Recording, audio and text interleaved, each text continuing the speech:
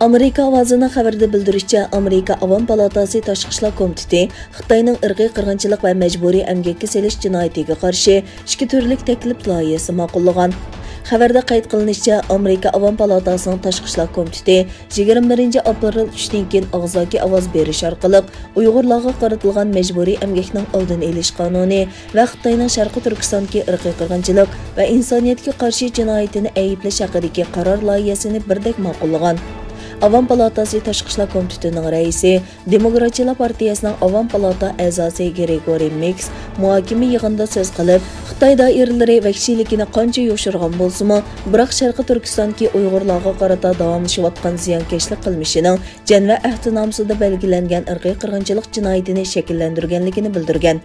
Mix so'zda yana Uyg'urlarni majburiy emgakka selishning oldini olish qonun loyihasining Sharqiy Turkistondan mol import qilishni cheklaydiganligini, majburiy emgakka selishga chetishlik Xitoy amaldorlariga jazo yurgizdiganligini bildirgan hamda Amerika hukumatini rayondagi majburiy emgak masalasini bartaraf qilish uchun diplomatik strategiya planini yo'lga qo'yishga chaqirgan. Cumhuriyetçiler Partiyasining Avam palata a'zosi Michael Mikol muzokara yig'inida so'z qilganda bir parcha suratni ko'rsatib, bu hozir Xitoyda yuz berayotgan haqiqiy ko'rinish. Siz hozir ekranda ko'rayotgan ko'rinish irqiy qirg'inchilikning isboti. Put-qo'li bog'langan, ko'zi tengilgan yuzlagan Uyg'ur poyezddan tushirilib, lagerlarga ilib ketilyotdi degan.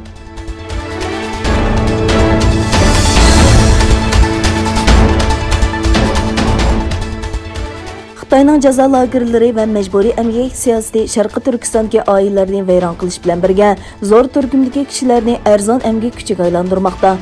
İctimai uçur vasıtlardan tarqalgan sınlarda Sharqiy Turkistonning ma'lum bir rayonidan 20 yoshdan 25 yoshgacha bo'lgan yosh qizlarning majburiy emgak uchun Xitoy o'lkalariga elib mengilganligi, yana bir sында majburiy emgak uchun avatilgan qizlardan birisining yotoqda ota-onasining rasmini tutqunicha uxlab qolganligi, yana boshqa bir sında bo'lsa, ishlab charchab ketgan qizning tomning bulung'ida o'ltirib uxlab qolganligi ko'rsatilgan.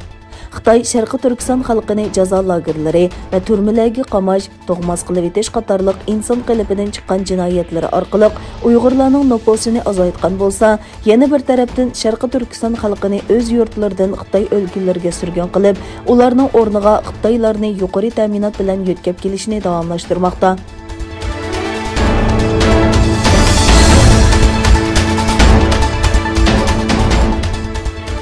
Tayvan Xalqaro radiosining xabarida bildirishicha, 23 aprel Tayvan Qonun palatasida xalqarodagi demokratik davlatlarning Xitoyning Uyg'urlarga qarata ijro qilayotgan kishilik huquq tafsandichiligini ayblashiga ovoz qo'shish maqsad qilingan Tayvan pارلامېنتى Uyg'ur gۇرۇپپىسىنىڭ qurilganligi jakarlangan.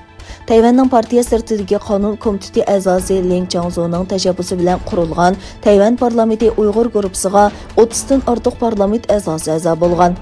Mazkur guruhning qurilish murosimi 23 aprel Tayvanning qonun palatasida o'tkazilgan bo'lib, guruh a'zolari murosimda qo'llarini egiz ko'tarib, Tayvanga kishilik huquq, Uyg'urlarga erkinlik deb shior to'lashgan.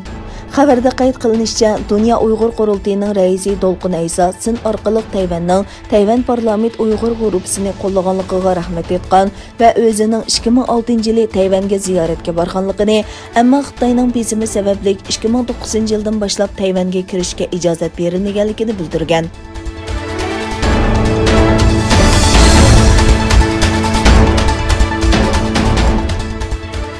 Xitoy Tashqi ishlar ministri Wang Yi demokratiya Coca-Colaga o'xshash dunyoning hamma yerida o'xshash ta'mini va'da qiladigan narsa emas dedi va Amerikaning Xitoy tanlagan mustaqillik yo'l va sistemasiga hurmat qilishi kerakligini aytdi. Wang Yi juma kuni Amerika tashqi munosabat kengashi bilan sinliq o'tkazgan yig'inida yuqorqi so'zni qilgan. Wang Yi Tayvan haqida to'xtalib, Amerikaning Tayvan kartasi o'ynashning o't bilan o'ynash ekanligini aytgan va Amerikani bir Xitoyga qattiq amal qilib, Xitoy-Amerika o'rtaq xitobnomasidagi va'dasini o'rindashga chaqirgan.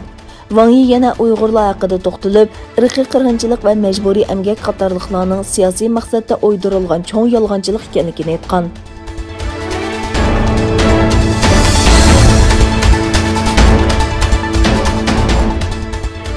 Amerika prezidenti Joe Biden 1915-yildagi voqealar haqida e'lon qilgan bayonotida har yili bugungi kunda Osmonli davrida Ermeniy irqiy qirg'inchiligida qazo qilganlarni eslaymiz va bu xil ziyonkashlikka qayta yuz berishning oldini olish va'dimizni yangilaymiz dedi.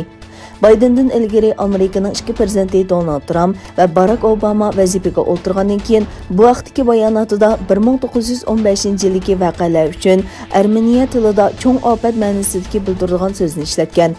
Amerika prezidentlari 1993-yili Bill Clinton davridan buyon har yili 1915-yildagi voqealar haqida yozma bayonot e'lon qilib keldi. 1915-yildagi voqealar hamisha cho'ng ofat, chegaradan qo'g'lab chiqarish va qirg'in qilish qatorliq so'zlar bilan tasvirlangan. Turkiya Tashqi ishlar ministri Çavuşoğlu Amerika prezidenti Baydenning 1915-yildagi voqealarni irqiy qirg'inchilik deb tasvirlaganligiga inkos qaytardi. U mundaq dedi: "Biz tariximizni hech kimdan o'rganmaymiz.